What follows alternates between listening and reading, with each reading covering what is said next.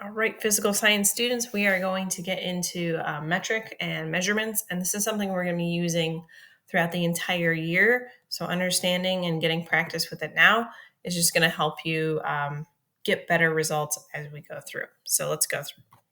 All right.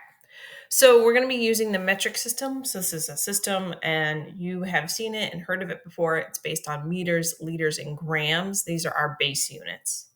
So we're always going to come back to that. So length is a distance, capacity is our volume, and weight is our mass, or respectively. There's some differences between weight and mass, but at this level, just know that when I'm talking about mass, I'm talking about how much something's going to weigh. So that's what we're going to use the scale.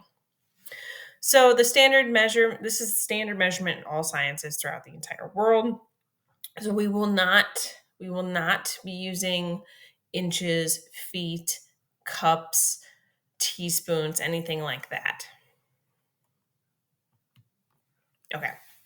So here we are going to look at the following measurements, and there's going to be practice with this. And like I said, as we go through the year, you are going to see these again.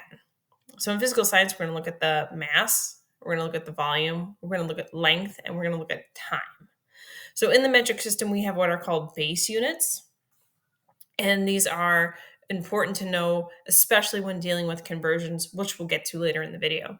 So we have mass, that's going to be our grams, volume, which is going to be our liters, length, which is in meters, and time is always measured in seconds, unless otherwise specified. Okay, so mass is the amount of matter in an object, so how much stuff within a given space. So the base unit is going to be grams, but it can also be measured in kilograms or milligrams. There are other measurements, but these are the three that you'll see the most of. And we're going to be using a digital balance to measure these, so you won't have to worry about using a triple beam balance, which is quite difficult. And then we have our volume. So volume is just the amount of space that an object occupies. So the base unit for this is just going to be liters, but we can also have deciliters and milliliters. We will mainly stick to liter or milliliters, mostly milliliters. So we're going to use this graduated cylinder right here. That's going to be how we're going to measure our liquids, or a pipette, which we talked about last week when we looked at different equipment that we're going to be using. So the formula that we're going to be using to find volume is length times width times height. When you're measuring volume, it's a three-dimensional shape, which is why we're multiplying three things together. I'll teach you how to use the graduated cylinder. We don't need to get into that YouTube video. Same thing with this. So if you find the volume of an irregular shape, we can use a process called water displacement, and we'll get more into density as we go in through the year. But basically, you are able to calculate the mass of the volume, or the mass of the object, and then the difference of the starting volume and the finishing volume. And we'll talk more about that as we get throughout the year. And then we have our length. You've used a ruler before, you've seen a meter stick before. I have confidence in you. So the base unit for the length is our meter, which is roughly a yard. It's about 3 feet and 3 inches, so 39 inches. But the length can also be measured in centimeters, which I'm sure you've heard of, in millimeters. So our metric ruler is what we use for length, and we will get into more practice with that later this week when we go outside. All right, and time. So time is mostly used in seconds, but it can also be measured in minutes, hours, days, whatever fits the lab that you're working on.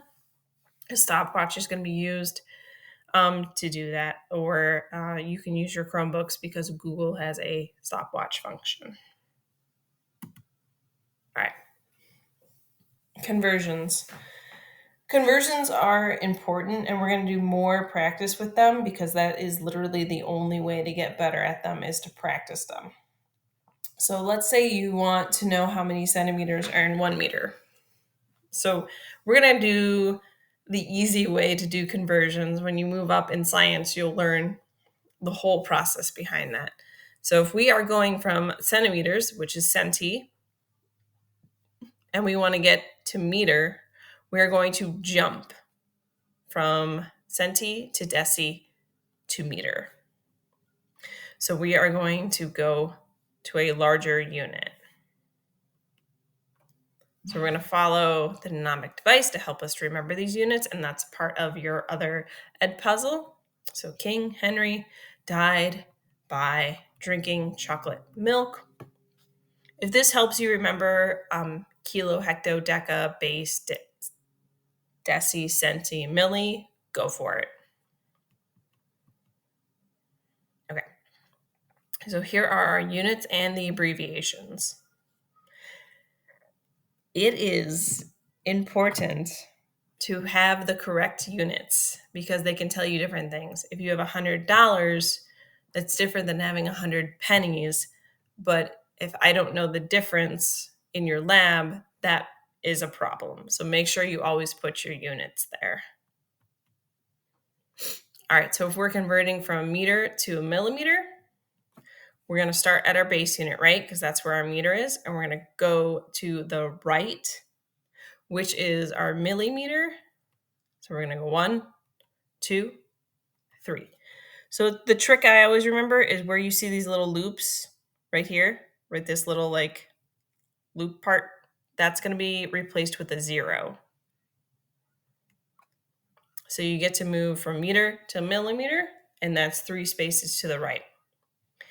You might also do the same with your decimal. You must also do the same with your decimal. So you can see that if we have 1, the decimal is always right after the number unless otherwise specified. You can see how that has this little loop and you put a 0. So we're moving our decimal. We're moving it 3 times. So we're going to have 3 loops, which means we're going to have 3 zeros. And we're going to get 1,000. Milli also means 1,000, like a millipede or a millennia.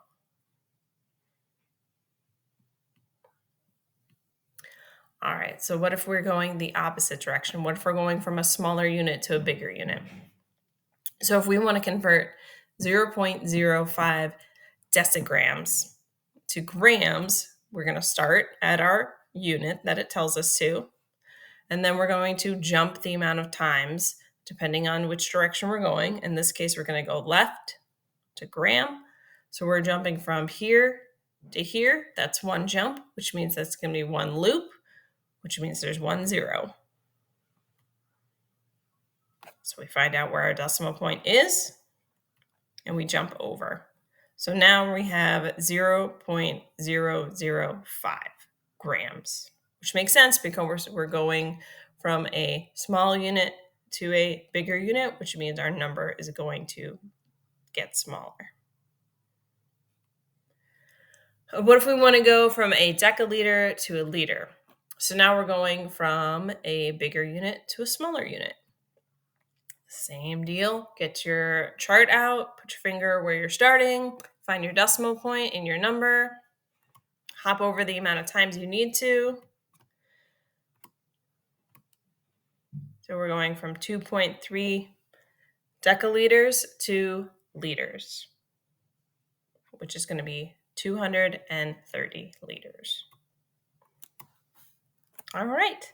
So we'll do more practice with this before the end. This will be on your midterm. This will be on your final. This will be on your test. And this could be on other tests. So this is not going away. So make sure you practice and work with it.